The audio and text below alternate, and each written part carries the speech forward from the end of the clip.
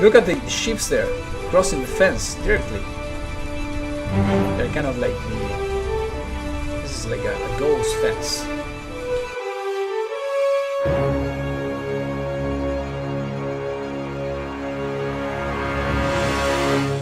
Hello everyone and welcome back to another episode of this Banished Beginner's Guide, and this is episode 3. We are going to be playing, of course, the tutorials, and the turn today is for food production. We are going to learn to produce food from fishing, hunting, gathering, farming crops, growing fruit trees, and raising livestock. That's the one that we're going to do today. So let's go with that. Look at how neat this looks. Awesome. Alright. Our town, there we are, from the tutorial. Yeah, I like it like that. Perfect. There are many ways to produce food for the citizens of your town. Hunting, fishing, and gathering can be used to harvest food from the environment. Or you can clear the land and plant orchards, grow crops, and raise livestock. Awesome. Before food can be produced, you'll need to construct buildings and create areas for food production. You can start by placing a pasture for livestock. Select food production on the toolbar. Alright, let's do that. Pasture. Alright, there we are. I'm going to do it from that end up to there. Great. That's nice. And we have a bunch of sheep around here. That's cool. While the pasture is being built, you can place other buildings. A hunting cabin can be used to designate an area where hunters should search for wild game. Hunters need either open fields or forests nearby to effectively hunt. Alright, let's just help this guy hunt by selecting a hunting cabin and placing it there, actually. Alright. Similar to hunters, gatherers search for and collect food that is growing in the forest. Alright. So we need a gatherer here. There we are. Farmers can work in a field and grow crops. To place one select crop field. Now we are back in the town. We are shifting, moving everywhere in this tutorial. There we are. Farmers can also work in an orchard that produces fruits and nuts. So these are different. Actually, this is for growing crops, and this is an orchard. There we are. Awesome. This crop field is currently disabled, as indicated by the following icon. Sort of like a stop icon or something. There we are. To enable growth of crops, first you have to select a type of seed to plant. You can acquire more seeds by seed types by trading with merchants at the trading post. Select one of the crop types using the seed button and selecting the seed from the drop down. Let's just select potatoes. I like potatoes. Also, we need to assign farmers. Let's just assign 3 here, as the tutorial asks. There we are. In the spring, workers will plant seeds in the field, and in the autumn, they'll harvest the crops. You can direct them to harvest early by selecting harvest. Okay, we're not going to do that now. It's disabled though.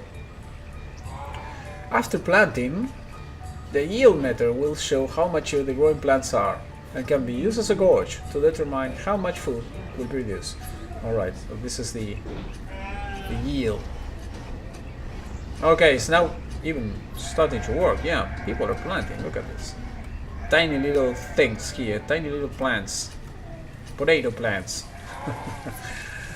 Awesome. And all the sheep are around here.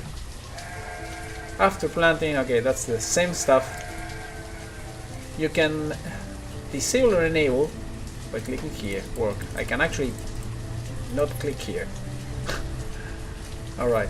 The tutorial doing its thing. Forbidden me to do or play the game. Alright. Like the crop field, an orchard will be disabled until you pick a type of tree to plant. Select the orchard. There we are. To get workers to plant trees in the orchard, first you have to select the type of tree to plant. You can acquire more tree seeds by trading, alright? Apples. Love apples. We need to increase. Now we have 3. I guess it's kind of shared between the it's kind of the same people that works the orchards and the crop fields. To 6, there we are. Farmers will plant trees and they will grow all the time. Actually, yeah, they are farmers and farmers work the different types. There we are. It makes several years. It may take several years for the trees to produce fruit. Yeah, that makes sense.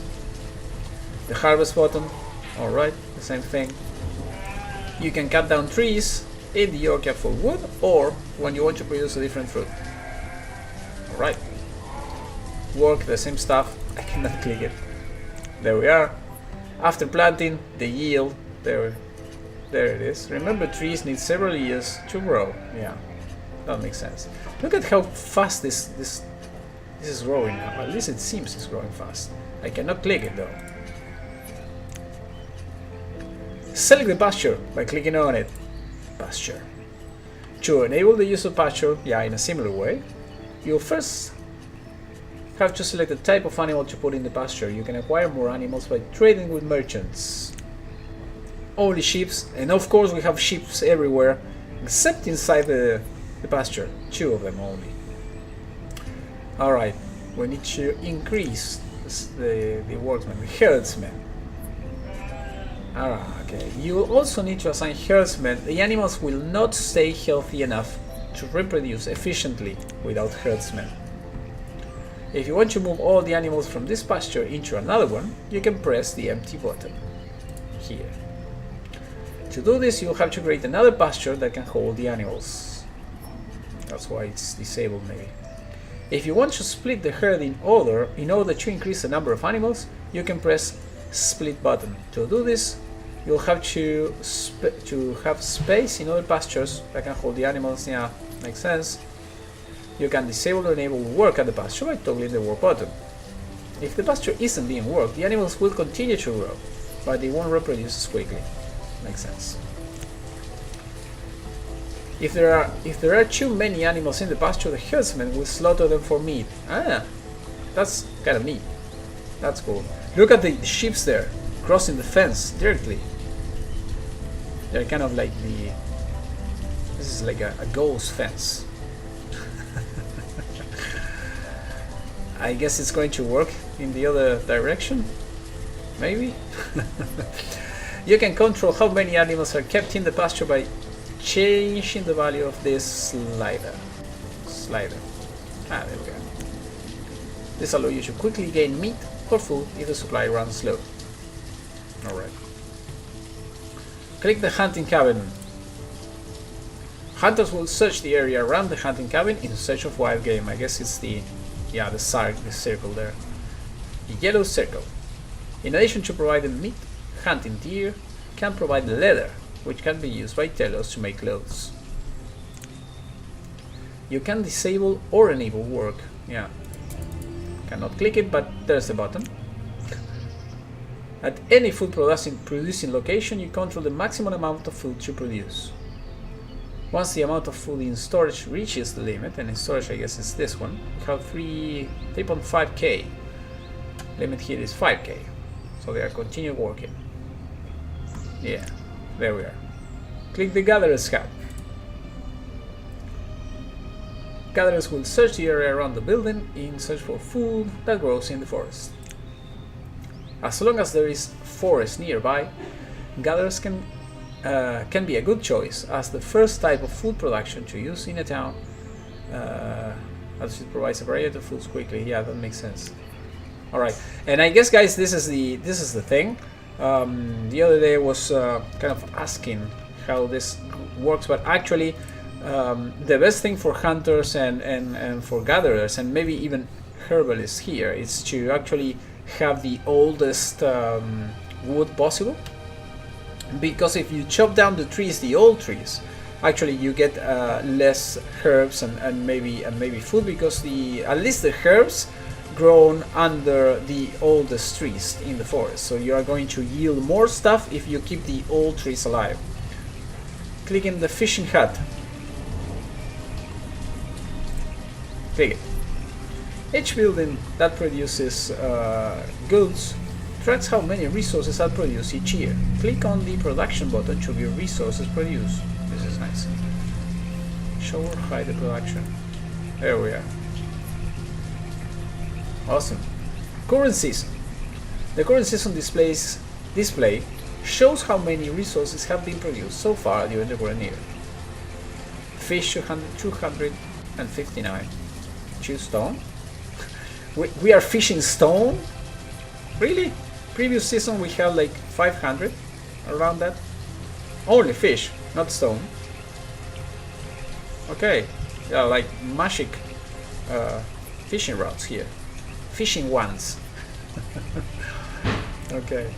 The previous season display shows how many resources produced the previous season for comparison. Awesome. As the population grows, you'll need to expand food production to keep the citizens from starving. Producing a variety of food types will help keep the citizens happy and healthy. Press next to play the next tutorial. We are not playing the next tutorial right now. This is going to be the end, but it's super cool to know all these things. There is a way to keep like a balance. Once you start playing this, you are going to get the feeling very quick about how much food the size of your town actually needs in comparison. So, but we are going to find out that in our next in the first Let's Play that we are going to start here. I really don't remember that, but we are going to soon find out. Okay, guys, this is going to be all for this episode 3 of the Beginner's Guide for Banished. We are going to see each other in the last one, number 4, that it's about trade. See you in that one. Bye bye.